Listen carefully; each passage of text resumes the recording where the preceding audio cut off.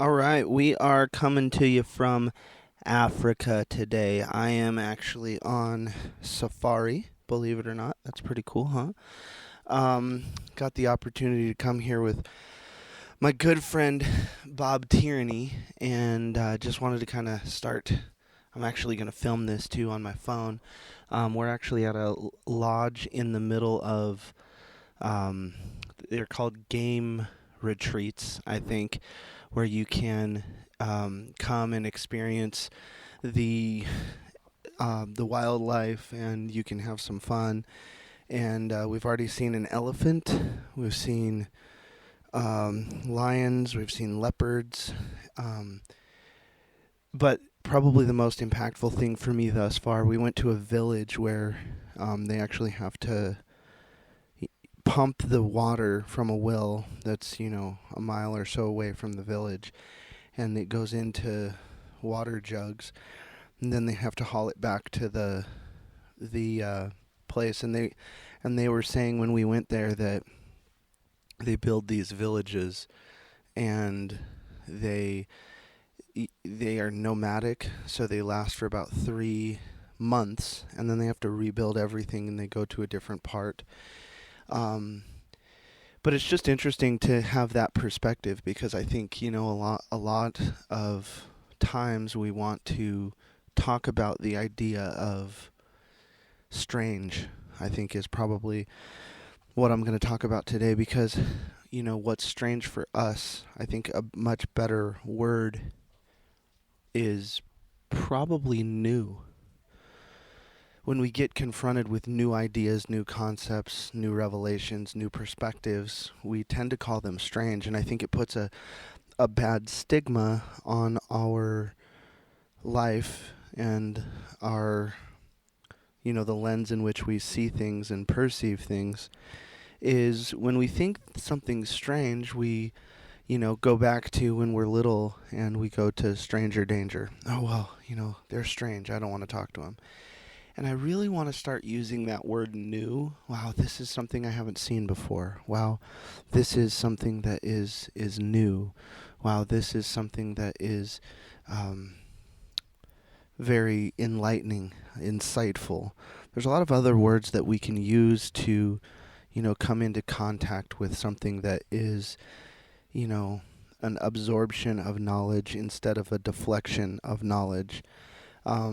But to be honest with you, the idea of what these people go through um, was so insightful, because number one, it's really incredible to watch the division in America, and how much people combat each other and get mad at each other. And it happens, I know, in every country, but specifically when you have these first world countries like Canada, America, Germany, England, and we are just complaining about everything, complaining about how we didn't get our food in 1 minute. We're complaining and complaining and complaining and complaining, and we just have no idea what life is, because these people, in my perception of unbelievable poverty. I mean, this is a hut built out of plastic bags, sticks, cow dung, cardboard boxes that they find. And there's, like, I'll actually add some pictures to this so that people can have context. There's no bathrooms.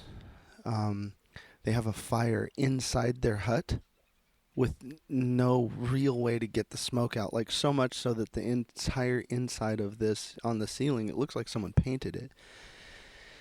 And I couldn't help but think, we spend so much time complaining and getting mad, yet these people seem more happy than most rich people that I know. And it begs the question, what is wealth? And I think wealth is an ability to be present. Wealth is ability to be at the right place at the right time. And again, if you woke up on the right side of the dirt, that's all the time. but an awareness that, life is precious. I mean, an awareness that, I have a baboon literally right over here. We've got monkeys that were coming up to our balcony. We have an oric. Let's see if we can see this. Let's see. Yeah, there we go.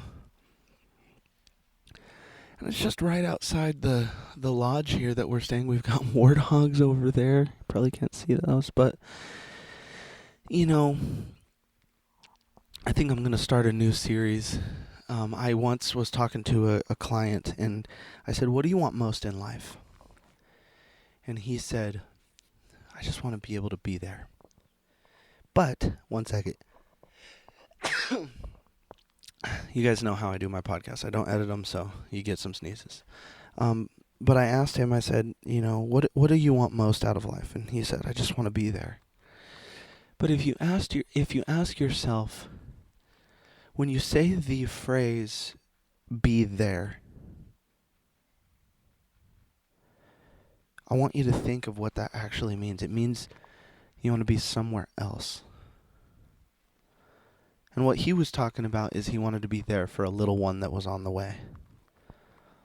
But I think somewhere he knew that he was not going to be able to be there as much as he wanted. Therefore, he was somewhere else. And he wanted to be somewhere else when he was where his responsibilities where he knew his responsibilities were taking him. And so one of the things that I want you to do is be able to be here. And so ask yourself the question, I'm actually looking at a little monkey. Let's see. Speaking of being here, can you see that little guy? He's right there. They come up, steal food and stuff. So, but the idea is, when's the last time you said to yourself instead of, "Oh man, I wish I could be there. Wish I could be there for my family. Wish I could be there." What about be here right now? So while I'm in Africa, would I love to be with my wife and my son? Sure. But right now I need to be here. And I need to be 100% here.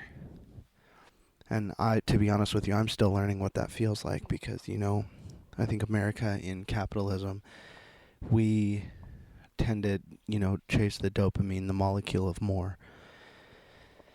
But the thing is, there's something so powerful about being able to be here right now because we live in an if-then scenario. We're always waiting for tomorrow.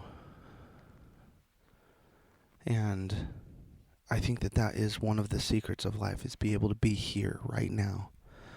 And when I talked to the chief of this tribe and we were communicating with these, different interesting stories, and I talked to the chief's son, and just they were 100% present, and unfortunately I hadn't felt that in a really long time. And so that's what this podcast is about today, guys, is just, instead of, "Oh man, I wish I was there. Oh, I want to be there." I want you to be here. Be here right now. So the next time you're looking at your spouse, instead of saying, "Oh, I want to be there. Like, let's go on a honeymoon. Let's go on a a date. Let's go on a this." No. If you need to go on a date, I want you to get up from this podcast right now and you go take your spouse on a date. You go take your significant other on a date. The idea of life is to live it, and you have to live from the present. It's almost impossible to launch your future launch your future from the future. You have to launch your future from right now. So that's what I challenge you to do. I'm going to, go be more present with, what we've got going on. I'm literally in the middle of Africa, and we're going to go on another safari tonight. But I want you to learn how to be here. So the next time your kids, pulling on you, trying to get you to do something, we can go there in a bit.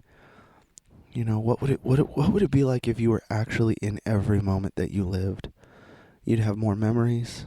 You'd have more passion, more belief. And I think that you would find what is driving you just a little bit better. Because we're always planning, we're always scheming, there's always an agenda, we're always trying to figure this out and build an empire and build a this, and there's nothing wrong with that.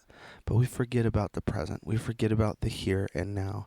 And I think that the real power of humans that figure it all out are, how can you be present?